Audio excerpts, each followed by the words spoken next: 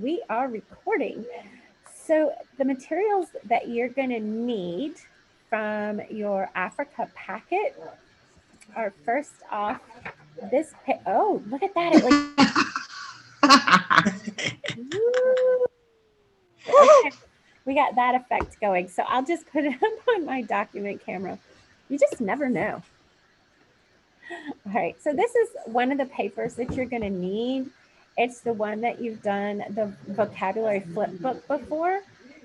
And the words are savannah, sand dunes, and sphinx. And the paper that goes with it is this one.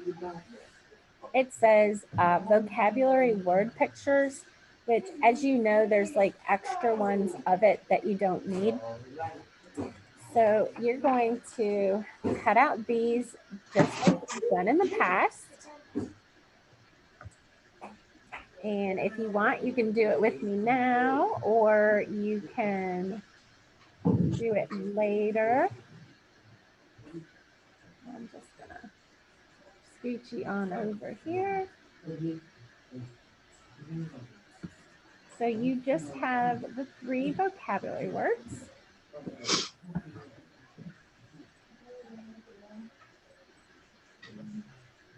All right.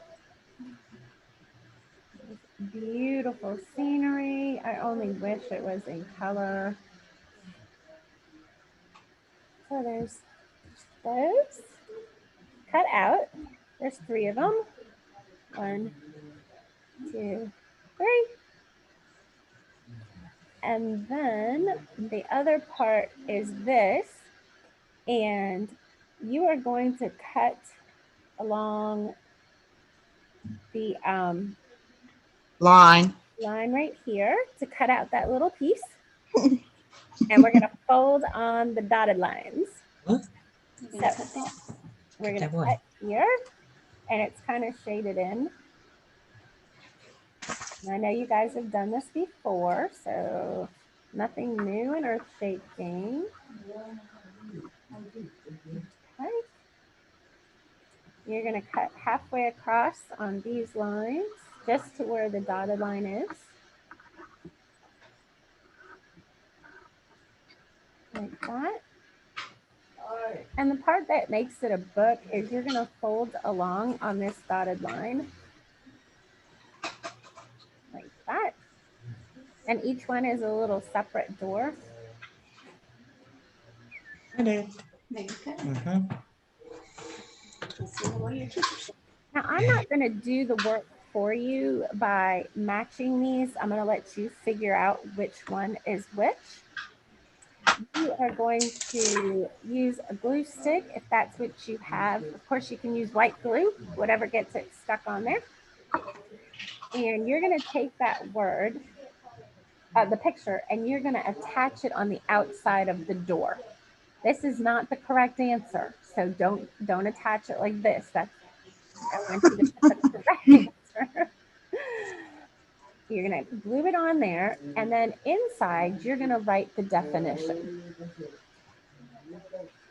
So it will have your pictures on the outside of the door, and then inside will be your definition. Any questions on how to complete that? Probably not. Probably, I know you've done this before. It's just with different vocabulary words. So don't get all scissor happy and don't get all glue happy. Now, for the definition, I pulled 3 videos. One video is about the savannah. One video is about sand dunes. And one video is about the Sphinx. So I am going to share my screen again, and I'm going to show you where to get these videos because I linked them up to our Africa room so you can look at them later. So share screen. They are really neat. Let's see. I have to get my screen juggled around here.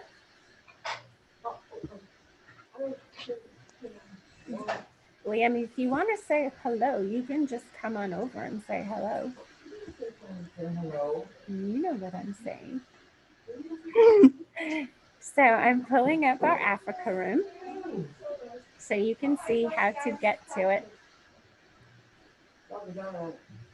As you can hear, everybody here is getting ready for lunch. So here's our Africa room. And because this is a video, of course, we're going to the TV. And the first video that I want to show you is about the Sphinx, which is right down here. The Great Sphinx of Giza is one of the Earth's biggest, oldest, and most mysterious monuments. For thousands of years, its meaning has mystified experts. What mysteries can be found inside that hulking mass of limestone? Why was it built? And for what purpose?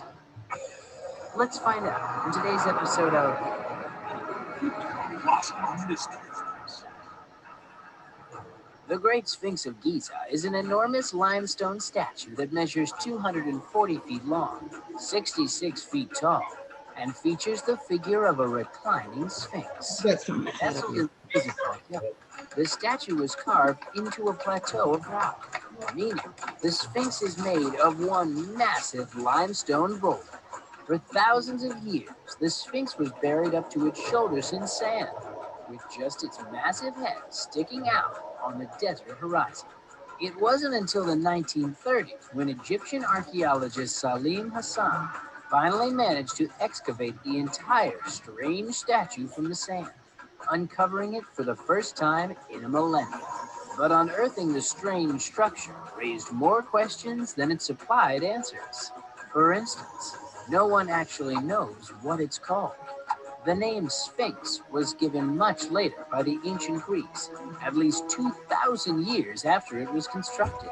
Traces of red, blue, and yellow paint can be found on the face and body of the Sphinx, implying that its creators painted it all kinds of bright colors, giving it a completely different look than we're used to today. The most mystifying questions of all still remain too. Why was the statue built, and for what purpose? Experts still can't say, but the few hints we do have point to a potentially deadly and divine purpose. The statue's symbolism remains a mystery. However, there are those who believe it's meant to refer to an ancient Egyptian god named Aker. It's depicted as a lion laying down with its mouth open, or sometimes as two lions with their torsos merged together. Sound familiar? In Egyptian mythology, Aker guards the entrance to the underworld. That means our mysterious Great Sphinx of Giza may have been meant to represent death. So it sounds like our strange monolith might have a more grim history than you think. And if the Sphinx wasn't full of enough mystery already, there are those who believe it could contain vast secret chambers beneath it that have yet to be discovered. Today, no evidence of any secret rooms or hidden passages have ever been uncovered. But given the Sphinx's hazy history, there will always be those looking to unlock its seemingly endless stream of secrets. And now you know a little bit more about the Sphinx of Giza. Interested in other ancient Egyptian mysteries? Then check out our episode on how the pyramids were built. Remember to subscribe and check out more mind-bending episodes of Colossal Mysteries. Only. All right, so that's the first video about the Sphinx. So looking at your pictures, you should be able to spot the Sphinx pretty easily. Can anybody hold theirs up? The picture of the Sphinx, did you cut them out already? Are you going to do it later? I finished mine. You finished Okay. yours. Mhm. Oh, I there we finished. go. Okay, good. Oh, good. Oh, look at y'all. Good. Okay. Hi, Ian. Yes, please. Thank you. I know. Thank you. My lunch has been delivered. Oh, hey, Taiwan. Excellent. That's the Sphinx. You got it. All right. And Kate, it's good to see you've got yours finished. And Zachary, I know you're going to be on it, aren't you? Yep. Yep. All right. The next little short video that I want to show you is about the savannah. Savannah. I'm going to pull that up just like I did before. You go to the Africa room. You click on the TV. And then the savannah is right down here with the elephant. Right down here. So I'm going to present. Woo. That looks so cool. Oops, am I not sharing again, am I? Let me share.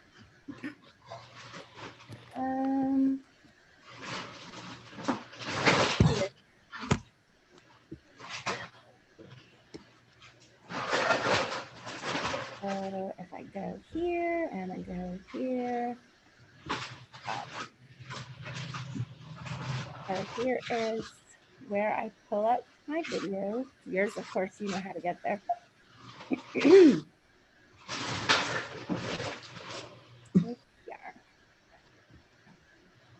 And now you'll be able to see a video about savannah. Remember, it has the one with the elephant.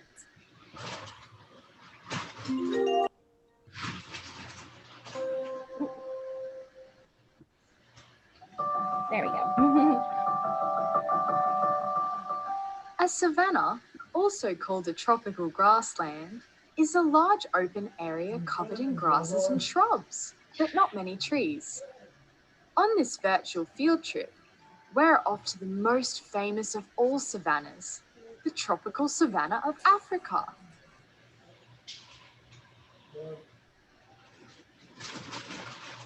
Don't get that hotel money. Stretching through central and southern Africa, this is the biggest savanna on Earth. In a savanna, the weather is warm all year round and there's lots of sunlight. The amount of water in a savanna changes throughout the year. A lot of rain falls in the wet season, followed by long periods of no rain at all. Plants and animals in a savanna have adaptations to survive these long dry periods. Despite being dry for much of the year, the African savanna is bursting with life.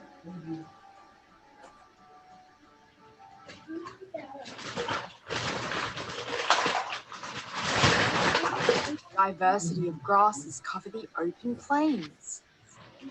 There are many bushes and shrubs and sparsely scattered trees too. African savanna is famous for its diversity of animals.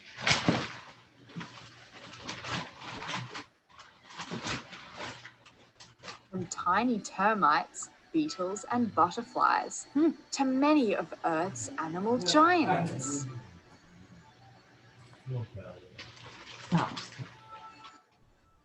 Many of the animals in an African savanna are herbivores. This means they feed on plants. There's giraffes, zebras, gazelles, rhinoceroses, and elephants. Feeding on these herbivores are some of the world's best-known predators. There's big cats like lions, cheetahs, and leopards. There's jackals, wild dogs, and hyenas too. Like in all habitats around our amazing planet, the plants and animals live together in a complex relationship and are all connected in the great circle of life. So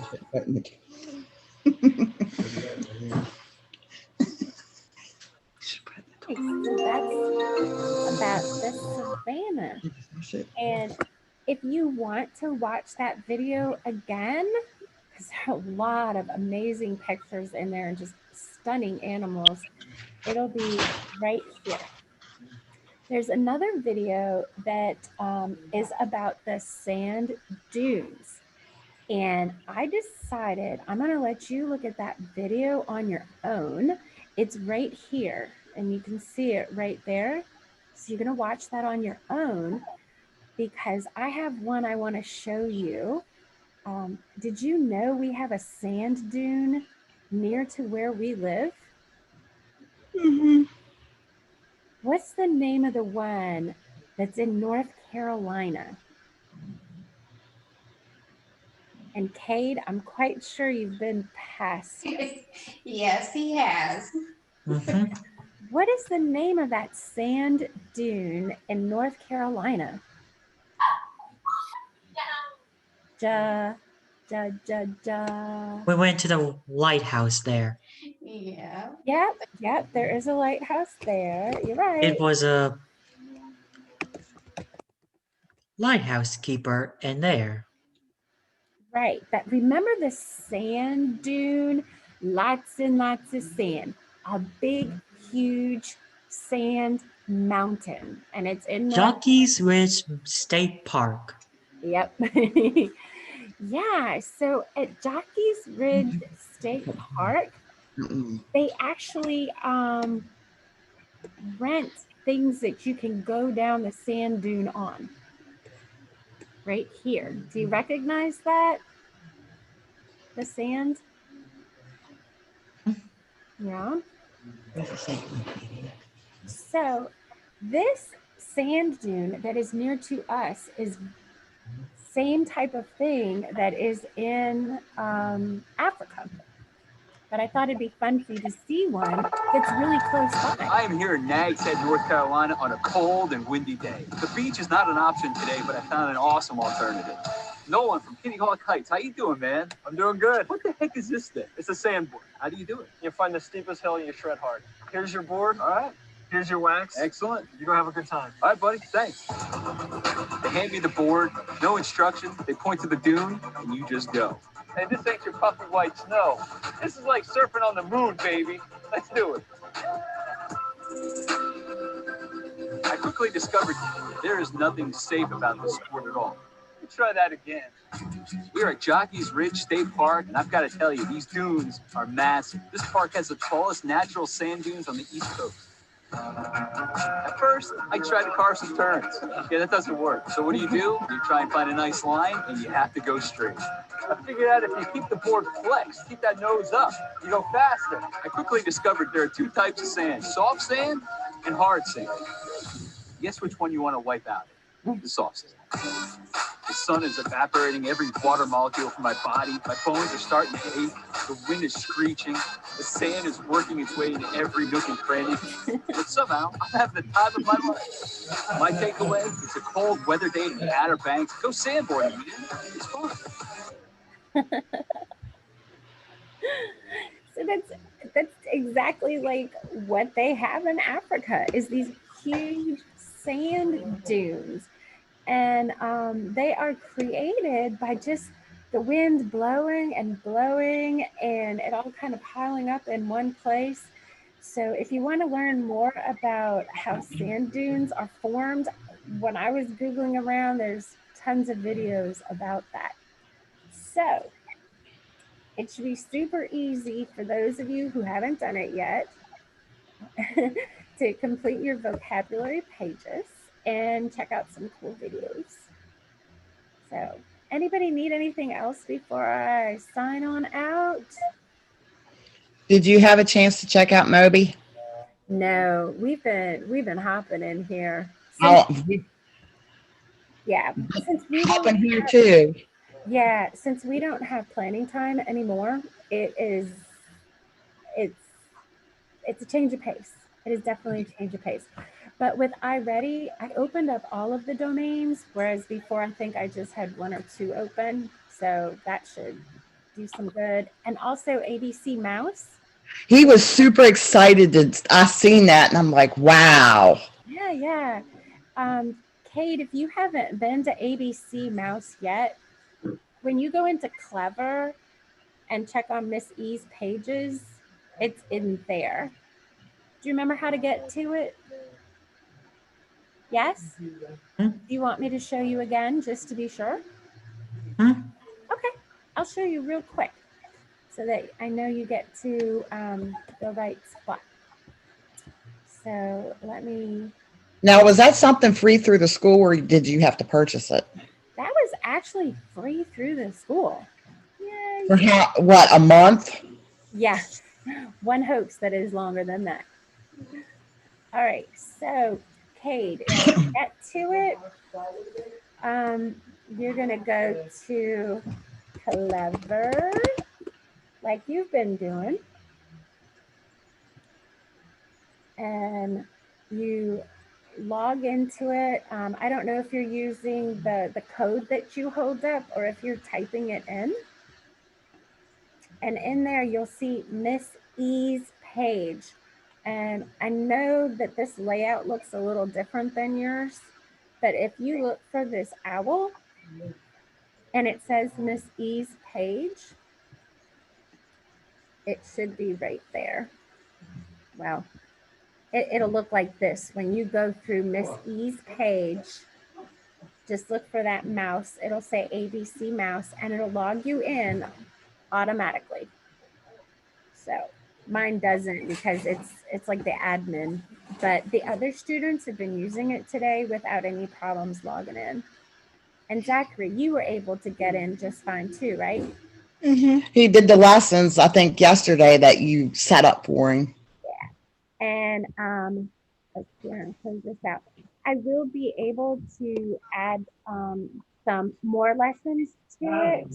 I just added it yesterday and I haven't had a chance to go through the guide that shows how to change the different things that you all get to do.